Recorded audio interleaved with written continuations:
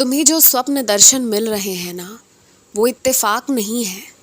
पहले कुछ स्वप्न दर्शनों के माध्यम से तुम्हें ये बताया गया कि तुमने जो भी पाठ किया है ना, वो सुन रही है, बराबर से सुनाई दी जा रही है और इसलिए तुम्हें दर्शन दिए जा रहे हैं।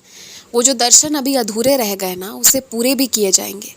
और हाँ, कुछ ऐसी चीज़ें तुमने देखी जो बताने लायक नहीं है, या फिर जिनकी तुम कल्पना भी करते हो तो घृणा ही आती है। तो तुम्हें यहाँ ये भी बताया जा रहा है ना कि उस रास्ते पर ज़रा सा भी चलने के लिए तुम नहीं बने हो, तो उस ओर ध्यान मत देना, वरना तुम किसी और की छोड़ो, खुद ही खुद से घृणा कर बैठोगे। इसलिए जो रास्ते गलत है उसे कभी भी चुनने की या उस पर चलने की कोशिश तक मत करना।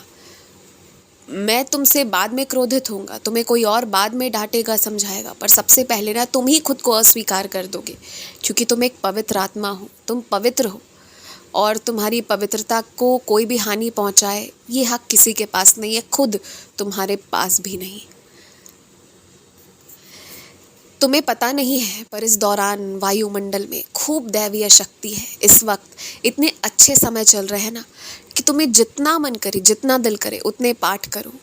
तुम्हें जो जो मन करे, तुम्हें दुर्गा सप्तशती पढ़ना हो, कोई नाम जाप करना हो, मेरी सच्चरित्र पढ़ना हो, हनुमान चालीसा करना हो, सुंदर कांड करना हो, या जो भी पढ़ना हो, तुम उसे पूरे हृदय से, पूरे मन से पढ़ो। उसका फल तुम्हें मिलेगा ज़रूर, इन्हीं 9 दिनों में मिलेगा, देख लेना। और तुम जो खास एक चीज़ के लिए पाठ कर रहे हो, खास एक चीज़ के लिए पूजा कर रहे हो, आराधना कर रहे हो, दिल में इच्छा रख रहे हो, वो चीज़ है तो थोड़ी कठिन, इसमें कोई शक नहीं है, लेकिन तुम्हारी ही मेहनत के कारण वो द्वार भी खुल जाएगा।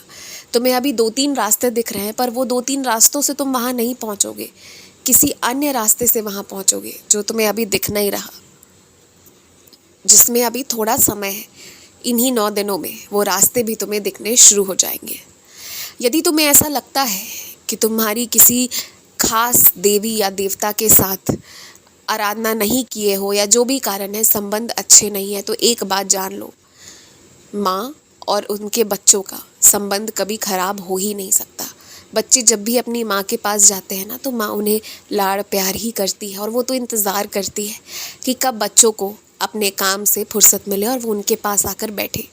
तो इसलिए ना, यदि तुम्हें लगता है कि आज तक तुमने कभी आराधना की नहीं या तुमने कभी नाम लिया नहीं, तो तुम्हें ऐसा लगता है कि तुम्हारा उनके साथ संबंध अच्छा नहीं है, तो ये बहुत बड़ी गलतफहमी है तुम्हारी। तुम जिसकी आराधना करोगे ना, तुम उससे एक जुड़ाव महसूस करोगे।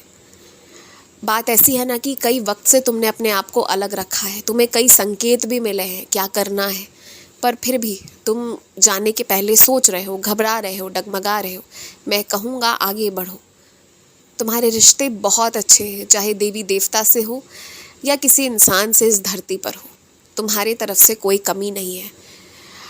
अब इंसान अपनी तरफ से कमी करने को एक पल के लिए कर भी सकता है, पर देवी देवता बढ़ चढ़ कर देते हैं, याद रखना इस बात को। इसलिए आगे बढ़ो और ये भी जान लो कि ये जो देवी है ना, इसमें ममता भी है, पर जब ज़रूरत पड़े तो ये क्रोध भी धारण करती है, क्योंकि इसमें अत्यंत शक्ति भी है। याद रखना, ये सारे गुण तुम में भी है। तुम्हें जहाँ ज़रूरत पड़े ना, तुम अपने शस्त्र उठा सकते हो। इसी देवी की देन है, तुम्हारे पास भी तुम्हारे शस्त्र हैं। तुम्हारी बुद्धि, तुम्हारा विवेक, तुम्हारी वाणी, ये तुम्हारे बहुमूल्य शस्त्र हैं। इन्हें तुम जब भी उठाओगे ना, तो दुश्मन पराजित ही होंगे।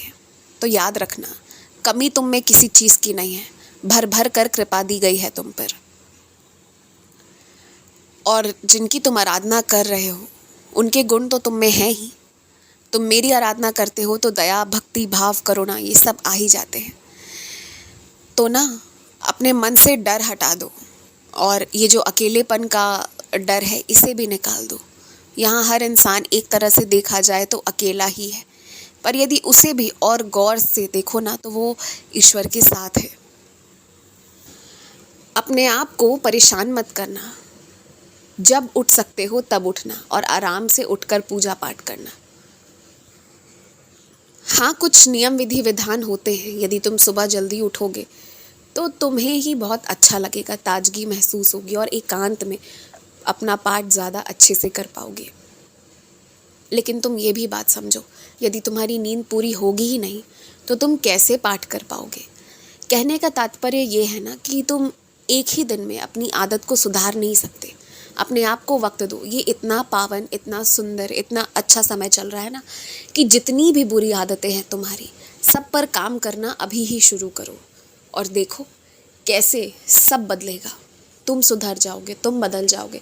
तुम्हें बदलना है, दुनिया तो फिर बदलेगी ही बदलेगी। और यदि कोई परेशान करने आए, कोई हाथ लगाने आए, तो उसके पहले ही तुम अपनी ध्वनि से, अपने गर्जन से उसे रोक देना। ये मैं तुम्हें आदेश दे रहा हूँ। हमेशा खुश रहो, हमेशा मुस्कुराते रहो, हमेशा आगे बढ़ते रहो। प्रसाद, श्रृंगार के सामान देने में भेदभाव नहीं किया जाता है कि किसे देना है और किसे नहीं देना है। ईश्वर के दरबार में सब बराबर हैं, तो प्रसाद सबको एक ही भाव से मिलना चाहिए। फिर चाहे वो अमीर हो, चाहे वो गरीब हो, चाहे उसका ओहदा कैसा भी हो।